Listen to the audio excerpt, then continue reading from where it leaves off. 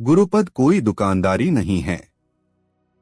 यदि शिष्य के कल्याण की भावना के अतिरिक्त कुछ भी अन्य कामना हो तो गुरुपद दूषित हो जाता है। गुरुओं तथा साधकों से त्याग, तपस्या एवं वैराग्य का आदर्श उपस्थित करने की अपेक्षा की जाती है।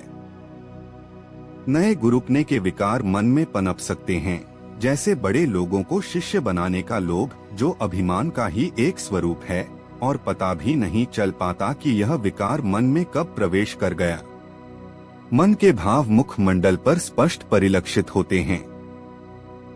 भौतिक दृष्टि से बड़े लोगों को शिष्य बनाने का लोभ भी एक प्रकार का लोभ है। आज एक लोभ का भाव आया है, कल धन का लोभ भी आ सकता है। शिष्य के कल्याण का भाव परिपक्व होने पर ही दीक्षा देनी चाहिए, अन्यथा गुरु दीक्षा देने के लिए स्वयं अधिकारी नहीं होता। संकल्प के कार्य करने का माध्यम विकृत हो जाए तो शक्ति की क्रियाशीलता तथा उसके विस्तार को स्थगित रखना ही ठीक है, जब तक माध्यम में सुधार नहीं हो जाता। अध्यात्म का विषय सूक्ष्म है। वासना धोखेबाज है और पता भी नहीं चलने देती कब किस मार्ग से मन में प्रवेश कर जाती है। जगत में वासना का ही एक छत्र साम्राज्य है, जिसमें सन्यासी, गृहस्थ, गुरु, चेला, मूढ़ विद्वान सब उसी के जाल में उलझे हैं।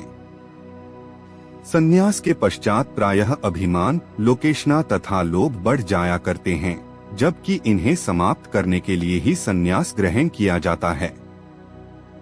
सुंदर आश्रम, बड़े बड़े शिष्य, वक्तृत्व कला, लेखन, गायन सब लोकेशना का कारण बन सकते हैं तथा अभिमान को बढ़ावा दे सकते हैं। गुरु को स्वयं भी चलना है तथा दूसरों को भी चलाना है। दूसरे को दलदल से निकालने के लिए गुरु को पहले स्वयं का स्थिर धरातल पर स्थित होना आवश्यक है। जो डूबने वाले को भी तथा स्वयं को भी बचा ले जाए, वही गुरु है। शिष्य का कल्याण किसमें है तथा उसके किस विकार की क्या औषधि है, यह शिष्य स्वयं नहीं समझ पाता, इसलिए शिष्य के समक्ष समर्पण ही एक मार्ग है।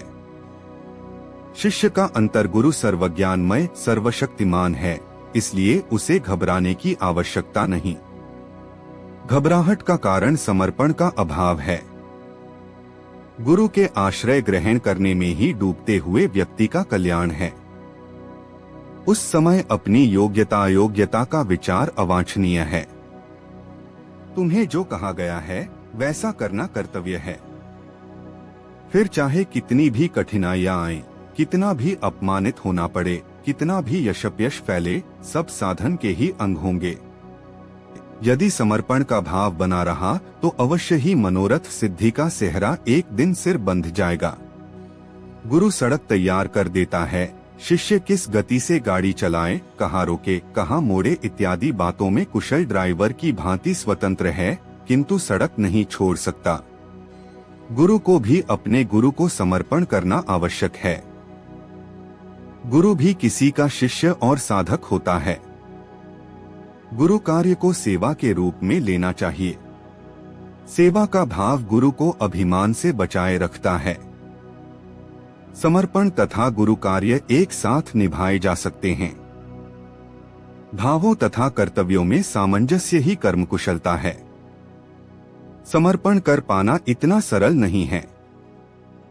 जब तक मन में अभिमान या कोई भी अन्य विकार है, तब तक समर्पण अधूरा है। सेवक वही है जो अधीन रहकर सेवा करे।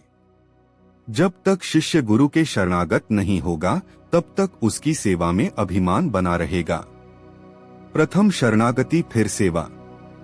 वैराग्यवान होकर ही सेवा हो सकती है। जो वैराग्य एक बार आकर कभी जाए ही नहीं, वही वैराग्य है।